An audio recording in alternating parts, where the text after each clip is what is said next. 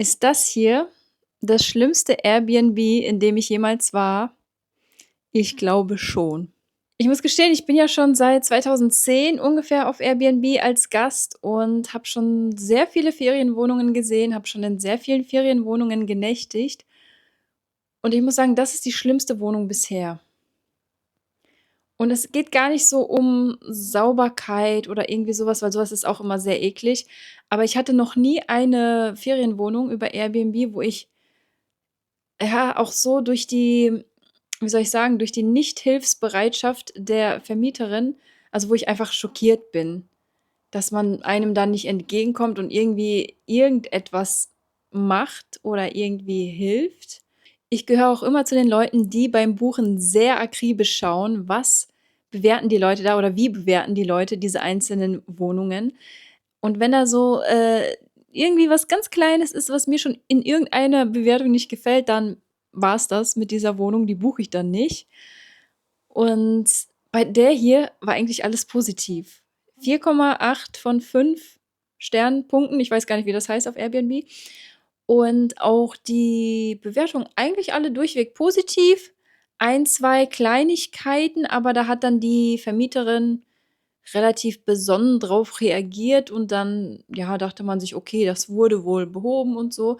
Aber dieses Problem, was wir hier erleben und erlebt haben, das stand in keiner Bewertung, da stand nichts in der Inseratsbeschreibung.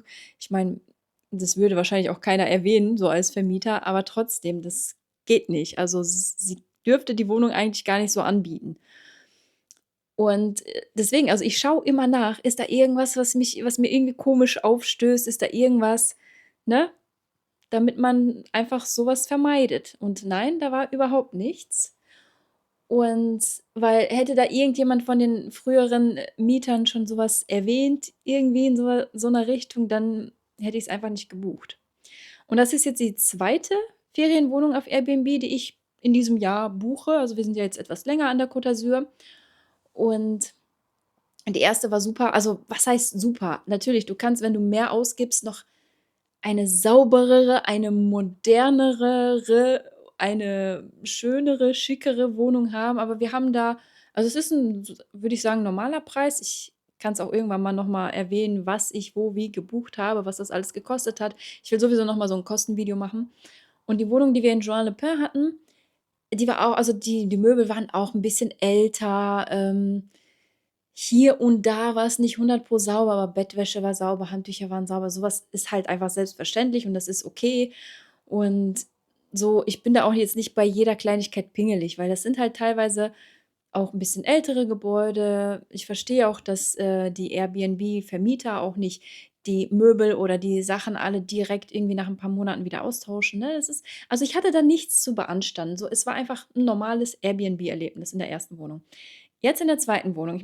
Ich habe auch ein Video, gedreht, wie wir reingekommen sind und alles. Ich dachte so: „Oh schön, dann kann ich mal diese Airbnb-Wohnung zeigen, wenn ich sie empfehlen kann und so.“ Und jetzt, denke ich mir so: „Nein, ich werde sie nicht zeigen“, weil ich weiß auch nicht, wie das rechtlich ist, wenn man irgendwie über eine Wohnung etwas Schlechtes sagt, ob das dann irgendwie, also, es entspricht ja der Wahrheit. Ich erzähle ja keinen Mumpitz, aber ob man dann irgendwie, keine Ahnung, ob die Vermieterin einem dann irgendwie was kann oder so.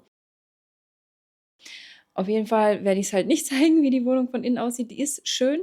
Wir sind reingekommen.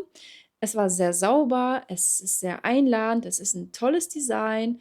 Es war wirklich, also, besser als die erste sogar, so vom Modernitätslevel. Wohnzimmer schön, ein eigenes Schlafzimmer hier, die Bettwäsche schön kuschelig, warm, Küche alles in Ordnung. Es gibt eine Spülmaschine, ähm, wirklich überhaupt nichts zu beanstanden. Es gibt Heizungen, ne? Wir sind ja jetzt gerade im Winter hier. Alles sauber, alles gut. Ich bin reingekommen, dachte so: „Ja, nice. Hier fühle ich mich wohl die nächsten 8 oder 9 Nächte.“ Ich weiß grad nicht mehr, wie viel wir gebucht hatten. Und ja, bis ich dann ins Bad reingegangen bin. So auf 'n ersten Blick auch alles schön. Also, Bad sauber, schickes Design, also schönes Design, gibt 'ne Waschmaschine. Aber dann habe ich so 'n tiefen Atemzug genommen und ich kann gar nicht beschreiben, was das für 'n Duft ist. Es ist nur, ihr habt den Titel dieses Videos gesehen, es Es erinnert mich an diesen Film, also die Serie, genau, eine Serie war es ja gewesen. Ähm, Es stank nicht nach Scheiße, es stank nicht nach Pipi, es stank nicht nach Bahnhofsklo, so, wo diese beiden kombiniert noch mal exponentiell ekelhaft ansteigen. Ich kann's gar nicht beschreiben, was es war. Ein süßlich ekelhafter, bestialischer Gestank. Nicht süßlich im Sinne von Parfüm. Ich habe noch nie, ich sage ganz ehrlich, ich habe noch nie Verwesung gerochen. Weder bei Tieren noch bei Menschen oder so, Gott sei Dank. Aber so stelle ich es mir vor. Ich weiß nicht, wer von euch sowas schon mal gerochen hat, keine Ahnung, aber so stelle ich es mir vor. Und dann mit einem Hauch von Kacke und so Toilettengeruch. Und es ist ja sauber gewesen. Es ist alles picobello sauber gewesen, aber dieser Gestank. Und dann sehe ich, und dann hat sie da so Duftstäbchen in der einen Ecke, dann noch irgendwie was in der Steckdose, was Duftendes, ne? Da haben wir dran gerochen. Irgendwie hat es das noch halt verstärkt. Dann dachten wir, okay, wir tun das mal raus, weil, ne, so irgendwie Parfüm, keine Ahnung, es hat das weder übertüncht noch irgendwie zu einer Verbesserung beigetragen. Und auf jeden Fall haben wir uns dann erstmal hier gemütlich gemacht, alles ausgepackt und dachten, ja, ne, wird schon weggehen. Wahrscheinlich irgendwas von den Nachbarn, keine Ahnung, weil wir hatten auch in der ersten Wohnung, da waren die Wände auch ein bisschen dünner und da hat man auch, ich weiß nicht, wie da die Abflüsse sind, keine Ahnung was, aber da hat man halt auch ab und zu mal, wenn bei uns die Lüftung lief, ein bisschen vom Nachbarn was gerochen, aber dann ist es nach einer halben Stunde auch weg. So, who cares, ganz ehrlich, so, ne? Aber hier, wir haben uns dann gemütlich gemacht, wir haben alles ausgepackt. Und dann wurde es zum Abend hin schlimmer. Wir sind dann noch mal reingegangen, so: „Boah, what the fuck, was ist das?“ Das hat nichts mehr mit Bahnhofsklo zu tun. Das hat nichts mehr mit: „Da hat gerade einer geschissen“ zu tun. Das ist wirklich ekelerregend bestialisch. Man kriegt direkt so 'n leichten Würgereiz, so, dass man sich denkt: „Was ist das? Was soll das hier?“ Ne, deswegen haben wir auch erst mal diese Parfüms weggemacht, weil das hat das nur verschlimmbessert. Und ja, dann habe ich der Vermieterin geschrieben über Airbnb, habe gesagt: „Boah, was kann man denn hier gegen den Gestank im Bad tun? So, was ist das? Was, ne?“ Und dann hat sie gesagt: „Oh, Entschuldigung, Montag hat hier noch nichts gestunken.“ Ach, ich wollte ja eigentlich noch mein Handy holen. Mama, kannst du mir kurz mein Handy bringen? Mein normales? Auf den Tisch. Auf dem großen Esstisch. Ich bin gerade am Aufnehmen. Ich wollte nicht die Position ändern. Das Blaue, gib mal bitte. Ich wollte nicht die Position ändern. Ich bin gerade live am Aufnehmen. Weil ich wollte nämlich auch vorlesen, was ich geschrieben habe, weißt du? Dankeschön. Nein, hä, welche Namen denn? Ach so, du meinst von ihr? Nein. Nein, ich erwähne auch nicht den Namen der Vermieterin, weil, ja, die hat also sie hat irgendwie einen deutschen Namen, aber die ist keine Deutsche und man kann an diesen Namen etwas dranhängen, dann klingt's bisschen witzig. So. Auf jeden Fall, ich öffne mal kurz den Chat. Ich will das ja halt wirklich so haargenau wiedergeben, wie es halt einfach war, ne? So, ich habe direkt am ersten Abend geschrieben: „Hallo, Punkt, Punkt, Punkt, kann man irgendetwas gegen den Gestank im Bad machen? Als wir reingekommen sind, hat es bestialisch gestunken. Und kann man die extrem laute Lüftung in der Küche irgendwie ausstellen?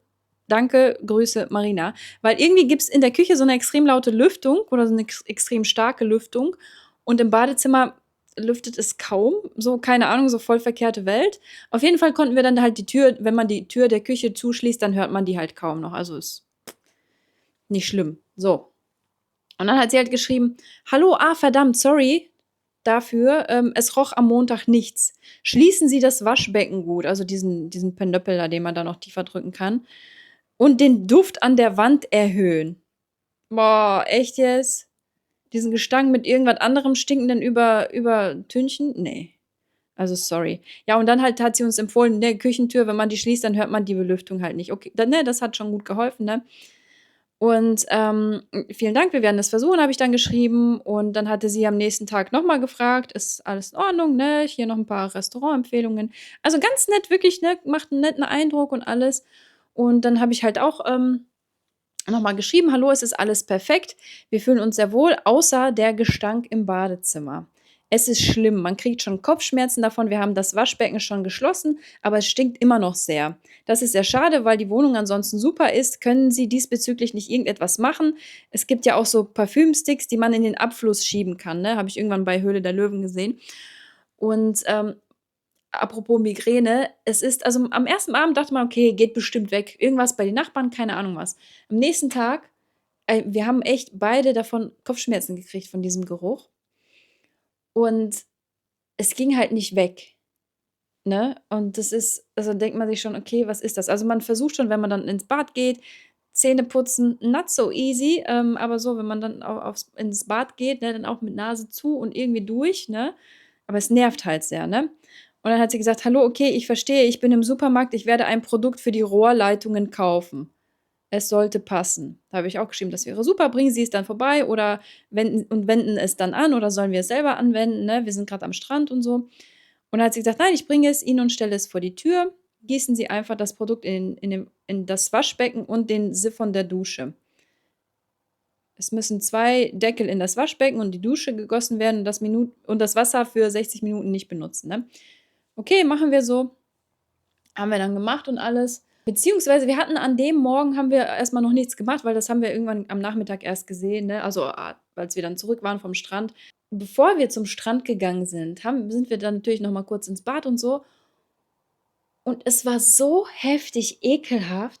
Ich kann's ja wie gesagt, ich kann's nicht beschreiben, was das ist, aber ich stelle mir Verwesungsgeruch so vor, dass wir danach noch 3 Stunden mit so einem Würgegefühl hier im Hals und im Magen, also so 'ne wirklich also Übelkeit, Würgegefühl rumgelaufen sind, so am Strand und so und wir haben das nicht wegbekommen, ne? Also, es hat erst mal gedauert, bis, sage ich mal, der Meeresduft und alles das so 'n bisschen weggemacht hat, so.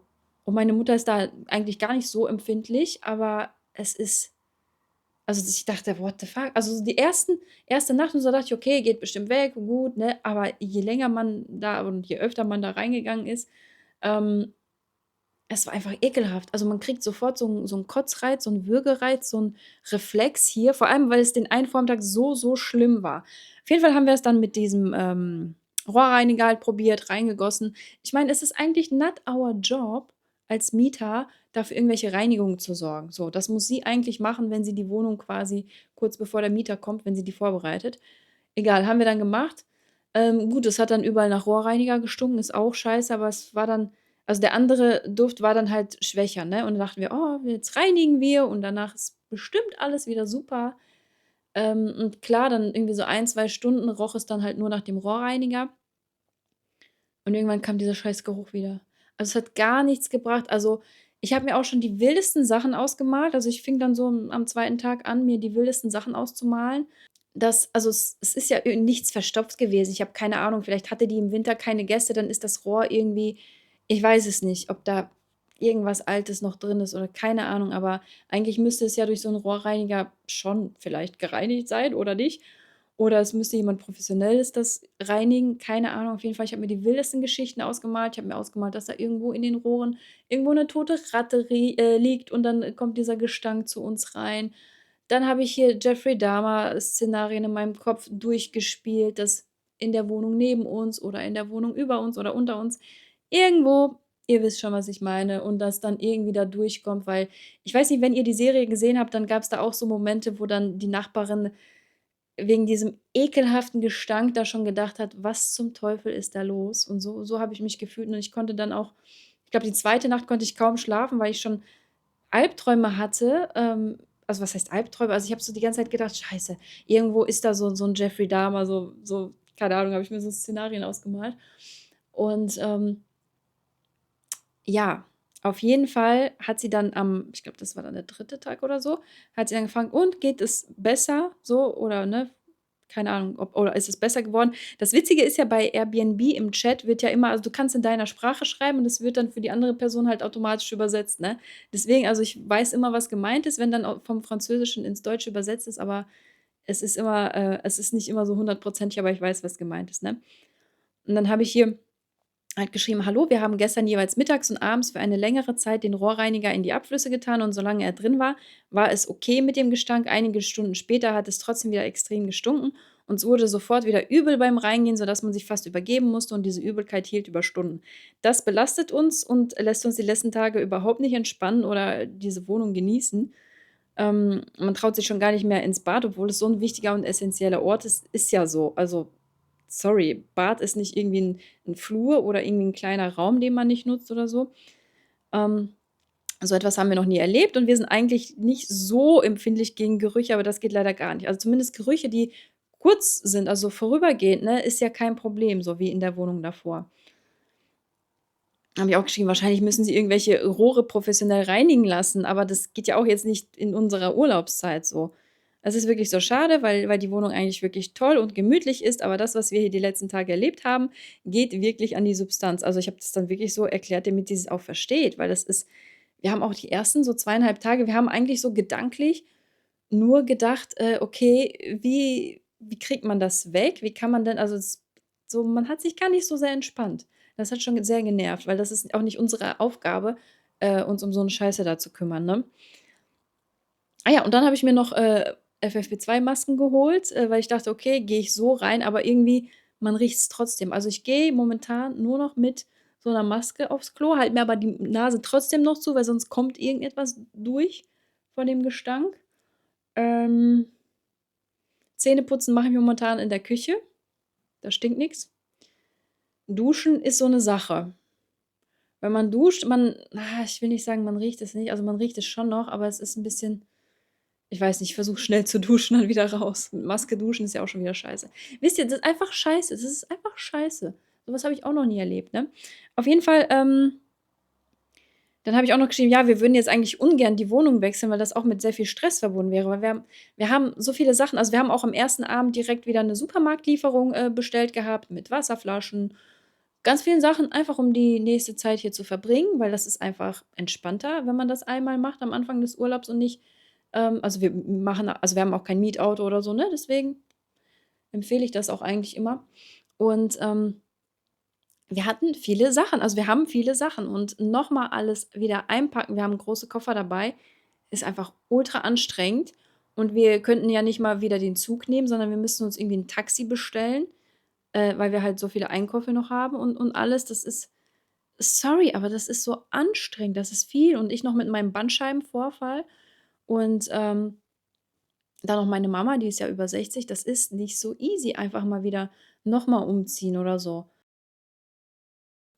Und dann habe ich halt gefragt, ja, was können Sie uns denn noch bieten oder was können Sie noch machen? Dann hat sie geschrieben: „Hallo, das ist ein Problem mit der Wohnanlage und nicht meiner Wohnung.“ Okay, auf einmal weiß sie, wo der Hase herkommt. Apropos Hase, ich habe mir auch vorgestellt also, ich habe mir tote Hasen vorgestellt, so mit diesem Geruch. Ey, da ging so Kino bei mir ab. Und dann schreibt sie: „Es ist nur einmal seit einem Jahr passiert und leider sind Sie die Zweite, denen es passiert.“ Okay, also ist es bekannt. Also, kann da auch kein Rohrreiniger helfen? Also, so keine Ahnung, weißt du, sie macht dann so ahnungslos, ne? Was soll das? Schließen Sie das Waschbecken jedes Mal gut mit dem Stopfen, wenn Sie es benutzen. Soll ich Ihnen ein anderes Produkt oder andere Düfte bringen? Nein, so es hilft nichts. Und dann habe ich auch geschrieben: „Wir haben das Waschbecken geschlossen, es hilft nicht und da helfen auch keine weiteren Düften, das verschlimmert das alles nur.“ Und ehrlich gesagt ist es auch eigentlich gar nicht die Aufgabe von uns so als Urlauber, uns da dreimal am Tag irgendwie 'n Rohrreiniger ins Bad zu kippen und sich das dann noch reinzuziehen. Und dann hat sie geschrieben: „Ich verstehe Ihre Frustration. Ich versuche eine Lösung für das Problem zu finden.“ Und dann fragt sie noch, ob die Belüftung des Bads gut läuft. Da habe ich gesagt: „Ja, okay, die Beluft da ist kaum Belüftung so im Bad, ne, also nur in der Küche, ne?“ Ja, und dann kommen dann so Floskeln: „Ja, ich verstehe das, es tut mir leid, bla bla bla. Ich tue mein Bestes, um Ihnen eine Lösung zu bieten, aber da es sich um ein Problem mit dem Gebäude handelt, bleiben meine Handlungen begrenzt.“ Die darf das dann gar nicht vermieten. So, warum vermietet sie so 'ne Scheiße?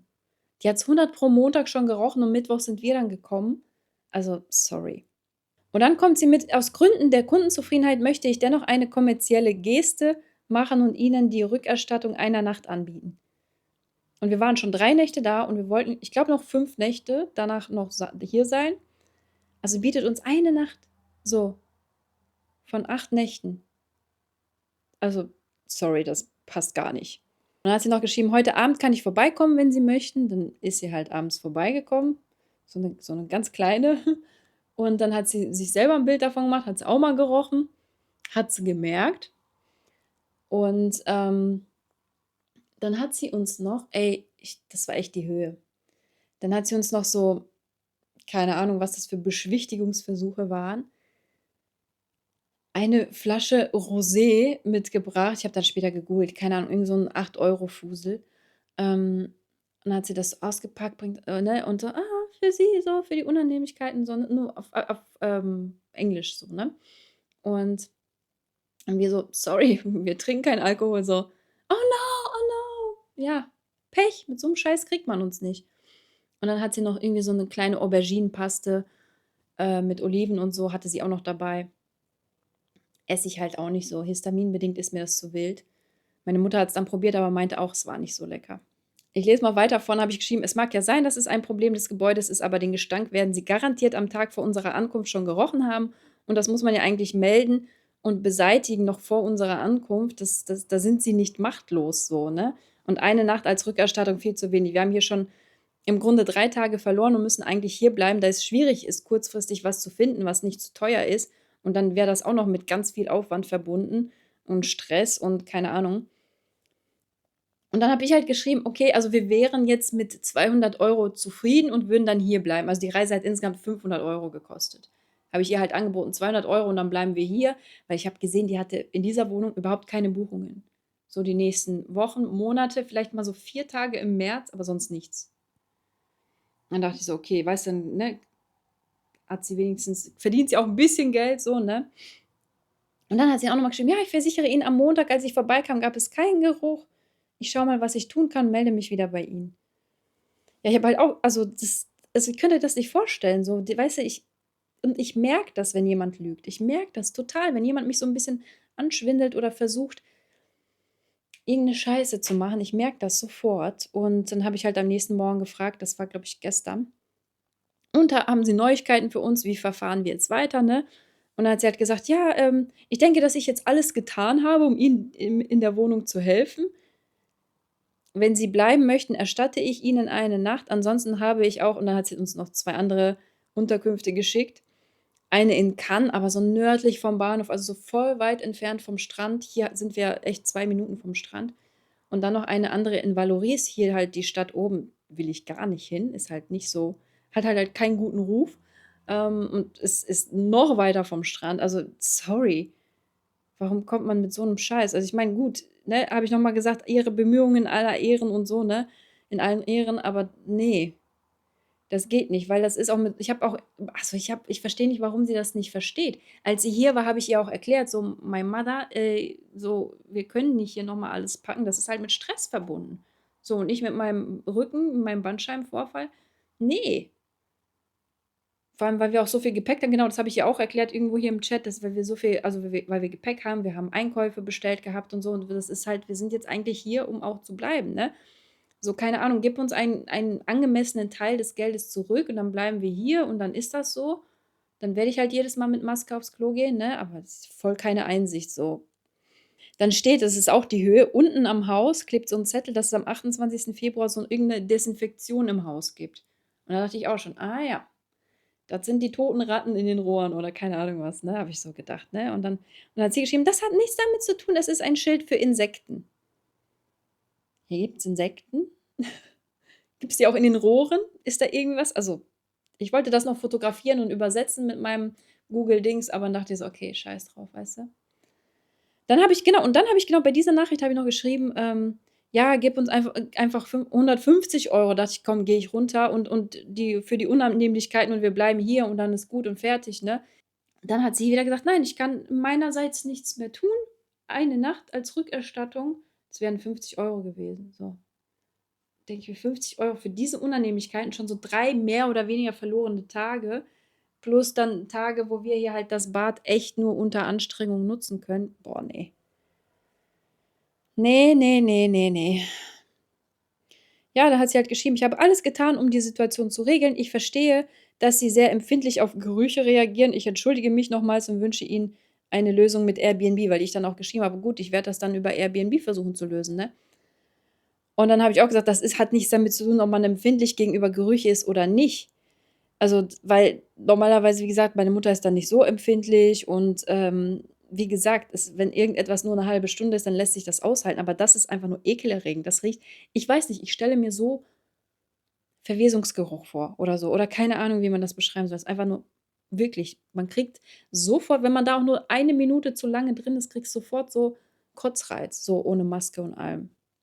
Und dann bleibt das auch im Magen. Also, ich habe auch schon echt so 'n bisschen so Magengeschwür Gefühle gehabt.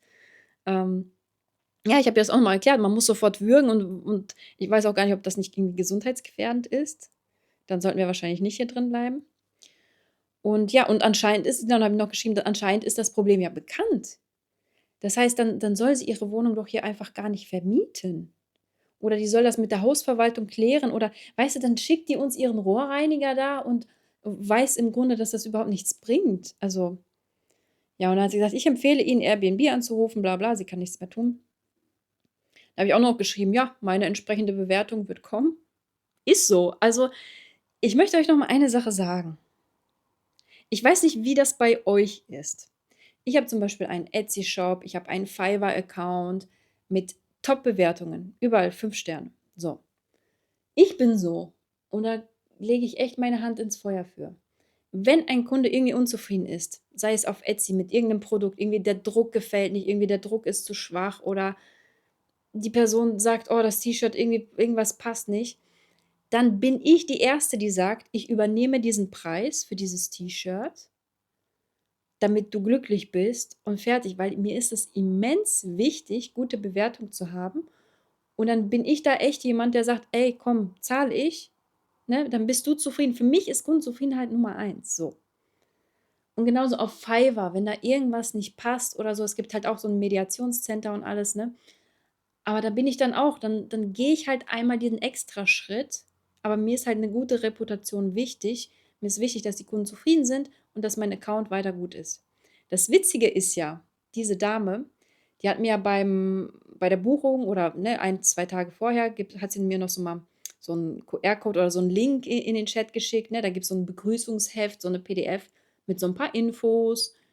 Und dann stand da so weiter unten, wo's dann halt um Bewertungen geht, ne? Ähm, Da stand da so, ich weiß jetzt nicht mehr den genauen Wortlaut, aber da war da so was: „Ja, Bewertungen wie 4 von 5 oder 8 von 10 sind unbefriedigend oder nicht zufriedenstellend und zeigen halt, dass der Kunde nicht zufrieden war im Grunde.“ Das war auf Englisch so beschrieben, ne, aber sowas in der Richtung. Und daher bitten wir Sie, immer wenn irgendetwas nicht passt, kommen Sie auf uns zu. Also, sie war auch relativ, also, hat auch öfter nachgefragt und so, ne? Also, eigentlich nett, aber so am Ende, finde ich, hätte sie mehr geben können. So, weil das ist, sorry, das geht nicht. Das ist, ne, ne, da, also, da, und vor allem, ich habe da so 'n krassen Gerechtigkeitssinn. So, ich habe wirklich in meinem Kopf so 'ne Waage, wo ich merke: „Okay, das ist grad voll ungerecht oder das ist voll gerecht“, und so ungefähr würde sich das so die Waagschale halten. Und da, habe ich halt wirklich so 'n richtiges Gespür für, was ist gerecht und was nicht gerecht. Und da habe ich gedacht: „Mm-mm, 50 € für diesen Scheiß, ne.“ Und dann auch noch, also, wenn wir umziehen würden, es ist einfach mit so viel Aufwand verbunden und dann die verlorenen Nächte so oder Tage, die wir dann hier hatten, mehr oder weniger. Und dann, warum wir hier geblieben sind, ich habe dann Airbnb kontaktiert. Ich habe dann, das war gestern morgens, habe ich dann Airbnb kontaktiert, habe das alles geschildert. Ich weiß noch nicht, ob die auf den Chat Zugriff haben, aber ich habe alles noch mal so mehr oder weniger, erörtert und so. Und habe dann auch noch mal, da kann man dann sagen: „Okay, ich hätte gern so und so viel Euro zurück.“ Habe ich dann die 200 eingetragen. Dann hat der Vermieter halt Zeit, ich glaube 1 Stunde oder so, das dann anzunehmen oder sich nicht zu melden. Und sie hat's dann abgelehnt. Und wenn sie das dann ablehnt, habe ich dann die Möglichkeit, mit Airbnb zu sprechen, entweder telefonisch oder schriftlich. Ich habe zwar schriftlich angeklickt, aber dann haben sie irgendwie, weiß nicht, 10 Minuten später haben sie mich dann angerufen auf dem Handy. Dann habe ich mit einem netten Herrn aus 'nem Callcenter, ich glaube in Berlin oder so, gesprochen und der hat es dann auch noch mal alles quasi wiederholt, also ob das alles so richtig ist.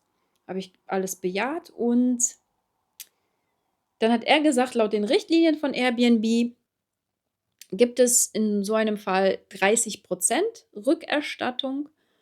Und dann haben wir das mal durchgerechnet. Das wären, ich glaube, 140 €, 125, irgendwie 103, so um den Dreh. So. Dann dachten wir so, okay, das klingt doch schon mal gut. Dann machen wir das. Dann haben wir nochmal gefragt, kann man da nicht noch irgendwie, ne, damit es halt so Richtung 200 € geht. Und dann sagt er, ähm, also ich muss ja sowieso, also er hat mir dann auch erklärt, wie das dann quasi weitergeht.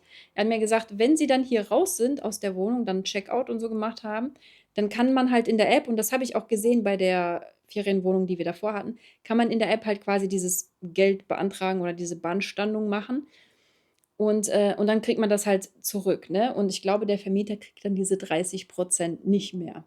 Weil wie ich das auch so ein bisschen ergoogelt habe, ist das wie bei Etsy, bei Fiverr und so anderen Plattformen, das, korrigiert mich bitte, wenn ihr da mehr wisst, dass Airbnb dieses Geld auch erst mal bei sich behält, bis der Mieter wieder raus ist. Vielleicht vergehen noch 1, 2 Wochen, wegen Rückerstattung und so, und dann kriegt halt der Mieter das Geld erst. Und wenn sie dann jetzt 30% weniger bekommt, da bin ich dann schon mal happy, sage ich ganz ehrlich, weil das fand ich nicht okay. Vor allem, weil erstens, sie kennt das Problem anscheinend, selbst wenn es nicht so häufig auftritt, aber dann sollte sie halt wirklich die Eier in der Hose haben, wenn es dann auftritt, dann einfach zu sagen: „Okay, komm, hier, so, ich weiß, Rohrreiniger bringt nichts, hier, ihr könnt hier bleiben. Keine Ahnung, so und so viel Geld gebe ich euch zurück oder was verlangt ihr?“ Keine Ahnung. Weil für mich klang auch in diesem Begrüßungsheft klang es so, als seien ihr die Bewertungen wichtig. Weil da stand in dem Heft auch: „Ja, sogar Bewertungen von 4,3, oder wenn man dann eine Gesamtbewertung von 4,3 hat, ist man irgendwie, quasi so knapp dran, dass, das Airbnb dieses Inserat rausnimmt.“ Ich weiß nicht, ob das stimmt, ne? Wenn man so um 4,3 hat, ob man dann halt, ob das Inserat dann nicht mehr veröffentlicht werden darf. Aber dann dachte ich mir so: „Alter, Mädel, dir ist es doch voll wichtig, dass deine Leute zufrieden sind.“ Und ich hätte nie im Leben irgendwie was Schlechtes geschrieben oder irgendwie, oder ich hätte dieses Thema nicht in meiner Bewertung erwähnt, wenn sie mir so entgegengekommen wäre, mir 150 € einfach erstattet hätte von ihrer Seite aus, fertig, so. Aber jetzt, ich habe es über Airbnb klären können. Der, Callcenter-Agent hat mir dann auch noch mal 'ne Zusammenfassung hier in den Chat geschickt, also in den Support-Chat, damit ich das dann quasi so bestätigt habe. Und dann werde ich dann, wenn wir hier auschecken, quasi das dann einmal in der App beantragen noch mal, ne, oder, ne, offiziell sozusagen. Und dann bin ich eigentlich ganz happy mit. Ich glaube, 125 € waren das, die wir dann halt von dieser Buchung bekommen. Da kann sie sich erst mal 'n bisschen schwarz ärgern. Und genau, ich hatte noch gefragt, kann man da nicht irgendwas Richtung 200 € machen? Da hat er gesagt, ja, wenn Sie das dann beantragen und so, dann, sprechen Sie noch mal mit einem Kollegen von mir oder keine Ahnung was.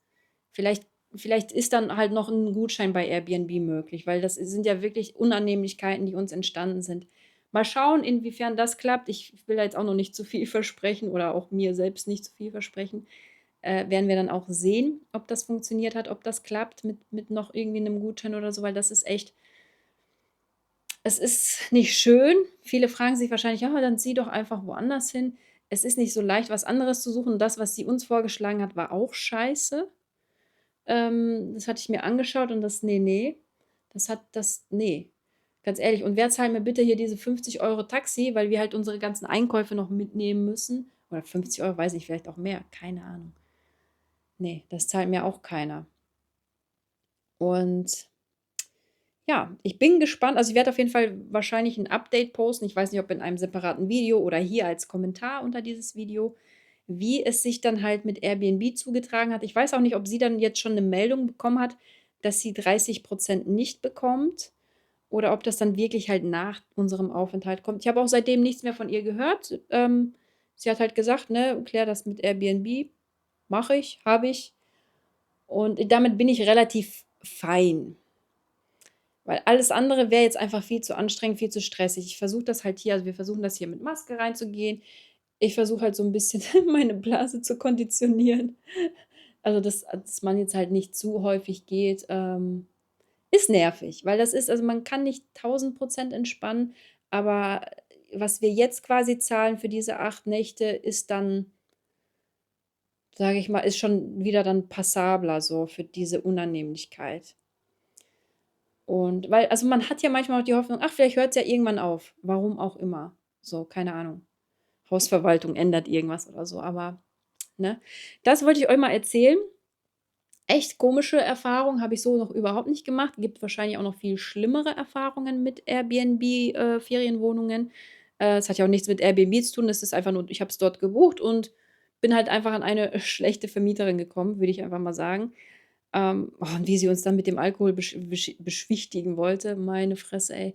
Den stellen wir, wenn wir dann auschecken, stellen wir auch einfach auf den Tisch, kann sie sich selber reinkippen oder keine Ahnung wo reinschieben, ist mir auch scheißegal. Aber das also, gestern war ich auch wütend. Also, das ist, ach ne, ne, ne. Bin gespannt, wie es weitergeht, solange sie keine Scheiße macht und, keine Ahnung, uns auf einmal rauswirft oder so. Also, ich glaube, so was dürfte sie auch gar nicht, weil wir haben ja bezahlt und alles und ja. Ich hoffe, das klappt mit Airbnb dann, nachträglich halt mit der, Rückerstattung und vielleicht 'nem Gutschein oder so. Und bin dann gespannt, ob sie die Wohnung dann irgendwie rausnimmt oder nicht rausnimmt, weil das geht nicht. Also, das muss sie erst mal beheben und vor allem, ich sage mal so, wenn in der wird sie wahrscheinlich nicht machen, ne, aber wenn dann in der Inseratsbeschreibung stehen würde: „Es kann ab und zu in dieser Wohnung stinken", dann hätte ich sie nicht gebucht, ist klar. Oder wenn in irgendwelchen Bewertungen. Aber wenn sie sagt: „Ja, das kam schon mal vor, jetzt das zweite Mal in einem Jahr." Ah, wie hat sie's denn letzte Mal losgeworden so? Wie ist sie das letzte Mal losgeworden? Keine Ahnung. Ja. Aber was ich mir gesagt habe, und das ist auch 'ne Sache, das ziehe ich voll durch wegen also, Gerechtigkeitssinn und so, ist bei mir halt ganz, ganz, ganz, ganz, ganz hoch. Die Bewertung wird kommen. Also, die Bewertung wird so was von kommen und dann wird sie erst mal 'n bisschen abrutschen mit diesem Airbnb. Sie hat noch andere, aber mit diesem Airbnb wird sie abrutschen. Weil ich sage ganz ehrlich, also, für mich klang das am Anfang auch so, dass sie eher schon darauf bedacht ist, dass die Mieter glücklich sind. Und ich habe also, ganz ehrlich, wir haben schon so viele Airbnbs, bewohnt und klar, da waren dann hier hat's mal, gestunken, da war's mal nicht so sauber. Damit arrangiert man sich. Also, man kennt das ja von Airbnbs, je nachdem, wie viel man zahlt und so. Das ist okay, es ist alles aushaltbar, ne? Aber das also, da wirklich da ist dann irgendwann 'ne Grenze erreicht, wo man sagt: „Boah, das geht nicht." Das geht nicht und dann möchte ich jetzt echt, wenn ich dann hier bleibe, einen Teil zurück und dann bleibe ich hier und dann kriegt sie auch Geld, weil sie einfach in diesem Monat vielleicht auch sonst gar nichts für diese Wohnung, bekommen hat, verdient hat, weil ich weiß ja ich habe ja den Kalender damals gesehen so, ne, als ich gebucht habe und auch jetzt sehe ich den Kalender. Ähm, deswegen, ich verstehe es nicht. Also, ich verstehe es nicht, ich weiß nicht, wie seht ihr das, wenn ihr jetzt Vermieter wärt? Also 50 € zahlen und 'ne richtig negative Bewertung kassieren oder 150 € zahlen und Bewertung bleibt positiv oder kommt gar nicht so? Also, ich ganz ehrlich, dann nehme ich doch das Zweite. Weil ich werde in dieser Bewertung ich werde natürlich sachlich bleiben. Ich schreibe da nicht irgend 'n Scheiß so, weil ich bin da einfach straight, einfach das darlegen, wie es ist, wie es war, was sie uns angeboten hat, dass ich das auch schätze. Ich habe ihr das auch im Chat geschrieben. Ich schätze das, aber da erwarte ich einfach mehr, so, als das, was sie uns da geboten hat. Und ja, ich werde euch auf dem Laufenden halten, wie es weitergeht. Wir bleiben halt noch hier. Ich meine, das Schöne ist, dass diese Toilettentür echt dicht ist. Das heißt, die anderen Räume, alles easy, so. Schlafzimmer schön, Wohnzimmer schön, Küche schön. Selbst diese komische Lüftung da in der Küche, also, es geht nicht irgendwie vom Bad dann in die Küche und stinkt dort weiter, so, das ist nicht. Das finde ich ganz gut. Aber immer ins Bad zu gehen, ist immer echt 'ne Überwindung. Habe ich auch so noch nie erlebt. Ich habe auch keine Ahnung, wo das herkommt. Also, das ist auch 'n echt 'n Mehrparteienhaus. Es ist schon größer. Keine Ahnung, wie viele, vielleicht 20? Keine Ahnung. Auf jeden Fall, ja. Ihr werdet 'n Update hören, ob das mit Airbnb alles geklappt hat. Ich hoffe schon. Und ich hoffe, dass sie nicht mehr schreibt. Sie wird dann wahrscheinlich dann so unter meine Bewertung dann so mit so Erklärungen kommen und keine Ahnung was, aber weißt du, juckt mich nicht. Das Ding ist, ich habe also mit diesem Gerechtigkeitssinn, den ich habe und mit diesem wie nennt sich das? Dieses Bewusstsein, dass man im Recht ist, dieses Bewusstsein. Das ist ganz stark bei mir ausgeprägt. Wenn ich weiß, ich bin im Recht und es ist so, wie es ist, dann ist mir das total Latte, was sie da schreibt, weil also vor allem, wie sie dann gelogen hat: „Ne, das ne, mit dem Rohrreiniger einfach probieren“ und also, sie wusste von dem Problem. Kann mir keiner erzählen, dass sie es nicht wusste. Ja, so Leute, 'n bisschen längeres Video. Ihr seht, es läuft nicht immer alles rund hier an der Côte d'Azur und das wollte ich ja auch zeigen, auf meinem Account einfach authentisch wiedergeben, wie's so ist. Und wir bleiben noch 'n bisschen hier und dann, mal gucken, ob wir noch länger bleiben an der Côte d'Azur oder ob's zurück nach Deutschland geht. Wir sind da relativ flexibel, relativ spontan und ja, Augen auf bei, eurer Airbnb-Buchung. Wobei ich hatte auch die Augen auf, so you never know. Aber wie gesagt, ich erwarte was anderes von einem Vermieter und da brauchst du mir auch keinen Wein bringen, ganz ehrlich. Nett gemeint, aber so 'n Billigfusel, come on. So Leute, drückt aufs Plus, wenn ihr Bock habt, auf 'n Update und schreibt mir gerne mal in die Kommentare, was ihr dazu denkt. Was hättet ihr gemacht? Und ja, oder auch generell, wenn ihr Vermieter wärt, was würdet ihr machen in so einer Situation? Das würde mich auch mal interessieren. Wie gesagt, ich bin bei sowas, wenn ich Dienstleister bin, ich bin bei sowas immer: „Ey, Kunde first.“ So, wenn es halt nicht irgendwie übertrieben viel verlangt ist. So, ich meine, wir haben nicht gesagt, wir wollen alles zurück. Wir haben noch nicht mal 50% zurückverlangt. Ich meine, selbst in Hotels, ich habe ja auch gegoogelt, selbst in Hotels, wie viel Prozent gibt es bei welchem Problem? Selbst da wären es, glaube ich, 40% oder so gewesen, weil ich meine, man kann das Bad in dem Sinne nicht wirklich nutzen. So.